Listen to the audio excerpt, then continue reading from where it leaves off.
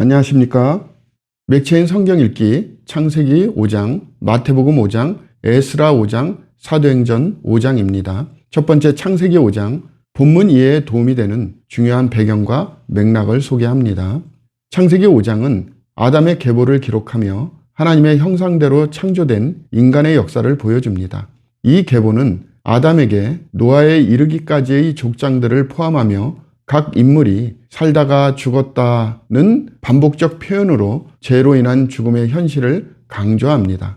그러나 에녹은 하나님과 동행하더니 라는 말씀으로 죽음을 경험하지 않고 하나님께로 데려가심을 받아 죄와 죽음을 초월하는 하나님의 은혜를 나타냅니다. 이 계보는 하나님의 구속 계획이 계속해서 이루어지고 있음을 암시하며 노아를 통해 새로운 시대의 준비를 보여줍니다. 본문의 중요 구절을 소개합니다. 창세기 5장 24절, 에녹이 하나님과 동행하더니 하나님이 그를 데려가심으로 세상에 있지 아니하였더라. 본문을 적용하는 데 도움이 되는 가이드라인입니다. 창세기 5장은 우리의 삶이 하나님의 구속 계획 안에 있음을 상기시킵니다. 우리는 에녹처럼 하나님과 동행하는 삶을 살아야 하며 죄와 죽음을 초월할 수 있는 하나님의 은혜를 신뢰해야 합니다. 또한 삶의 유한함을 인식하고 하나님의 뜻에 순종하는 삶을 살도록 결단해야 합니다. 두 번째 본문 마태복음 5장입니다. 본문 이해에 도움이 되는 중요한 배경과 맥락을 소개합니다. 마태복음 5장은 예수님의 산상수훈으로 시작되며 하나님의 나라 백성의 윤리와 삶의 방식을 제시합니다. 팔복은 하나님 나라의 축복을 받는 자들의 특성을 설명하며 이들이 겪는 핍박조차 복이 될 수 있음을 강조합니다. 너희는 세상의 소금이요 빛이라는 말씀은 그리스도인이 세상에서 감당해야 할 사명을 상기시킵니다. 예수님은 율법을 완전하게 하러 오셨으며 마음의 동기를 포함한 내적 순종을 강조하심으로 율법의 깊은 의미를 가르치십니다. 본문의 중요 구절을 소개합니다. 마태복음 5장 16절, 이같이 너희 빛이 사람 앞에 비치게 하여 그들로 너희 착한 행실을 보고 하늘에 계신 너희 아버지께 영광을 돌리게 하라. 본문을 적용하는 데 도움이 되는 가이드라인입니다. 우리는 산상수훈을 통해 그리스도인으로서 세상의 소금과 빛이 되는 삶을 살아야 함을 배웁니다. 우리의 착한 행실이 하나님의 영광을 드러내는 도구가 되어야 하며 내면의 순결함과 외면의 선행이 조화를 이루어야 합니다. 하나님 나라의 가치를 삶 속에 실천하며 율법의 정신을 따라 사는 신앙을 가져야 합니다. 세 번째 본문 에스라 5장입니다. 본문 이해에 도움이 되는 중요한 배경과 맥락을 소개합니다. 에스라 5장은 성전 건축이 중단된 상황에서 선지자 학개와 스가랴의 예언을 통해 다시 시작되는 장면을 기록합니다. 이들은 하나님의 명령에 따라 백성을 격려하여 성전 건축을 재개하도록 독려합니다. 유다의 지도자 스룹바벨과 예수아는 하나님의 말씀에 순종하며 공사를 시작했고 대적들은 다시 이를 중단시키기 위해 다리오 왕에게 보고서를 올립니다.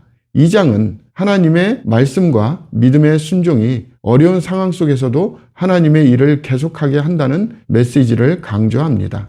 본문의 중요 구절을 소개합니다. 에스라 5장 1절에서 2절, 선지자들 곧 선지자 학개와 이또의 손자 스가랴가 이스라엘의 하나님의 이름으로 유다와 예루살렘에 거주하는 유다 사람들에게 예언하였더니 이에 스알디엘의 아들 스룹바벨과 요사닥의 아들 예수아가 일어나 예루살렘에 있던 하나님의 성전을 다시 건축하기 시작하며 하나님의 선지자들이 함께 있어 그들을 돕더니. 본문을 적용하는 데 도움이 되는 가이드라인입니다. 에스라 5장은 하나님의 말씀과 선지자의 격려를 통해 믿음의 순종으로 나아가는 모습을 보여줍니다. 오늘날 우리는 하나님의 말씀을 통해 어려움을 극복할 힘을 얻으며 신앙 공동체의 격려와 지지를 통해 하나님의 사명을 이루는 데 함께해야 합니다. 하나님의 일은 방해를 받을 수 있지만 그의 말씀에 순종하고 믿음을 잃지 않는다면 반드시 이루어짐을 신뢰해야 합니다.